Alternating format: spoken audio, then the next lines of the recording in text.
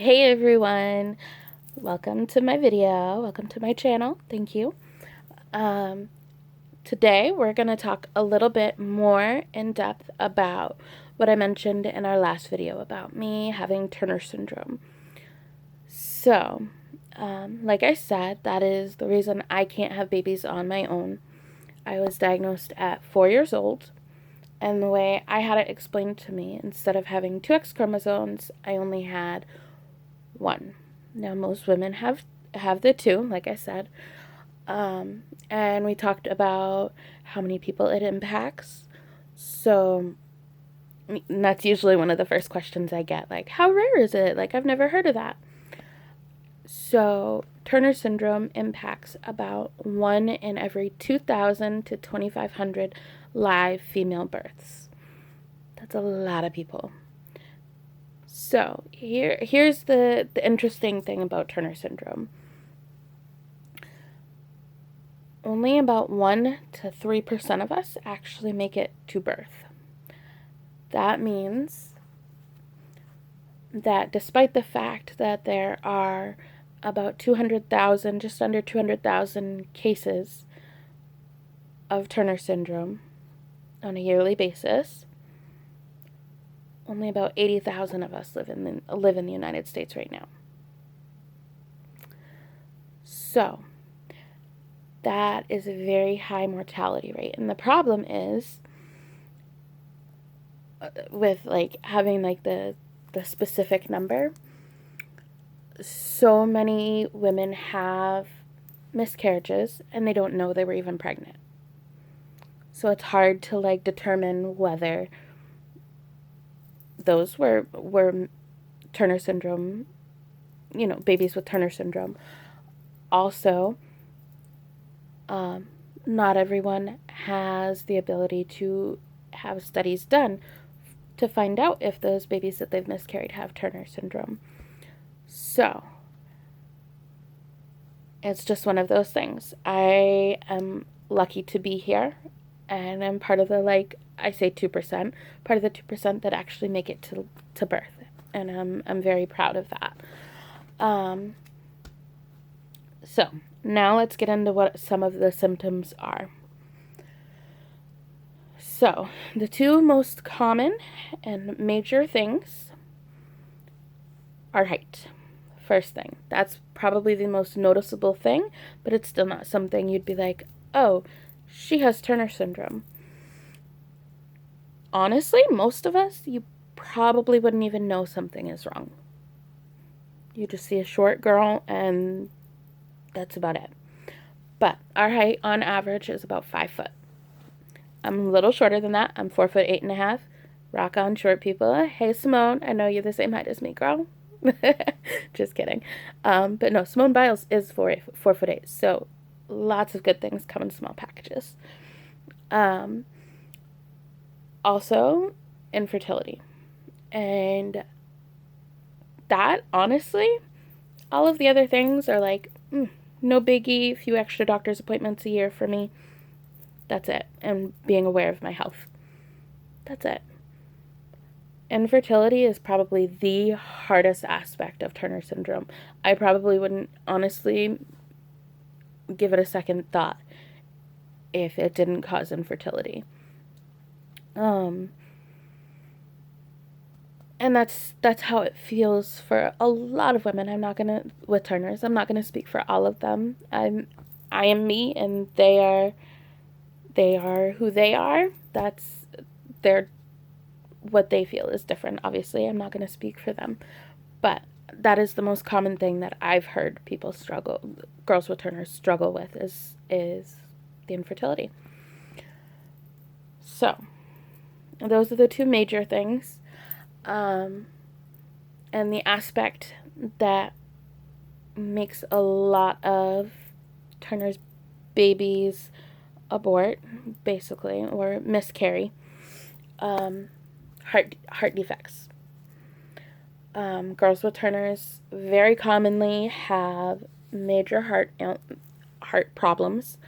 I was personally born with a heart defect, but more recently, I guess maybe because the medical equipment has gotten better. They've said I don't have one, so we're not sure if I either outgrew it or if just the equipment was seeing something that now they don't see. But my heart is healthy. That's all that matters. I've got slightly high blood pressure, but outside of that, my heart is completely healthy. I just had a cardiac workup. They were quite happy with it. No issues. Kidney problems are another pretty common one. I personally have a horseshoe-shaped kidney, so my kidney kind of goes like that. It doesn't really cause very many problems for me, like with the functioning of my kidneys, but because of the shape, it doesn't always quite empty perfectly, so it makes me more prone to UTIs. But that's really not that big of a deal. When I start feeling one come on, I know to load up on cranberry juice and ginger ale or cranberry pills. They even have cranberry like gummies now, which are really cool, and don't taste quite as bad as like downing cranberry juice. I can't do it. I know some people like it, but I can't. And then a lot of girls have nonverbal learning disorder. So basically struggles with learning things that are more spatially oriented than something you can discuss. Like for me, math was really hard because there were so many different ways to do it. I'm the type of person I needed one way to do it every time with something like that. But I did really well with like English and history because I could talk about those things. I could explain them and ask questions in class rather than just, I don't know quite how to explain it more, but it was much easier for me to learn something like history or English. And I didn't like do horribly in math, but it definitely was one of my struggles.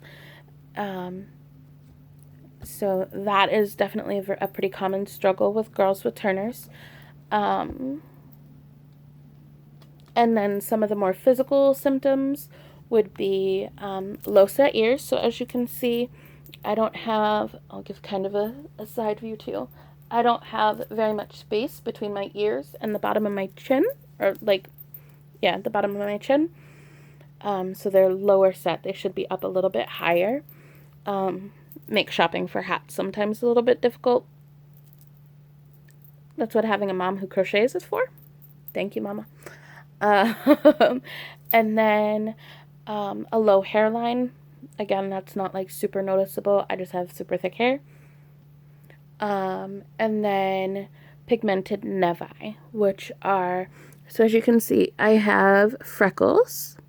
Now, pigmented nevi are freckles that are like super raised. Not just like little bumps or anything, but like obviously like almost like moles. And then, yeah, I do believe that's it.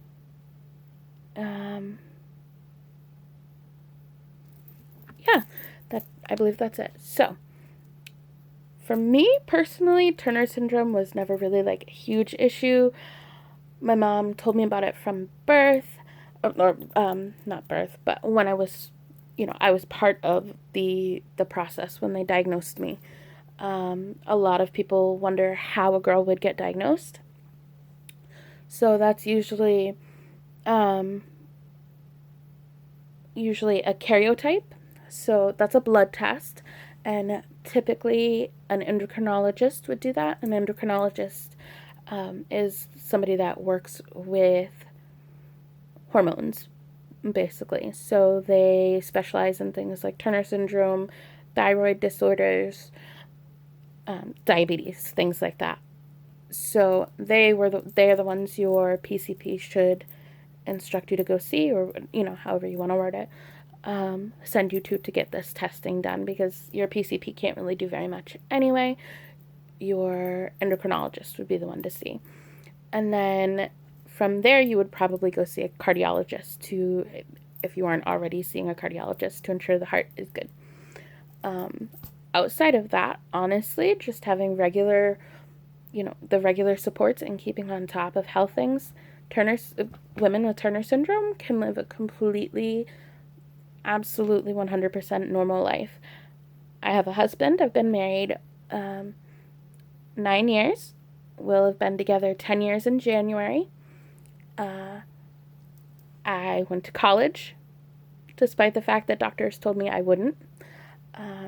I actually graduated with 2 different degrees, one in early childhood education and one in behavioral health and human services. And reading is one of my passions. Like, I adore reading books, all that kind of stuff. And they told my mom that I would never read or write. Doctors are not always right. So, if you have any other questions, comment down below. I'd love to answer them if I can. I love getting questions, honestly. It really makes me feel good when somebody's interested in something like that. And science is another one of my passions, so I love explaining things like that. And please like and subscribe. I'll see you guys next time. Thank you. Bye.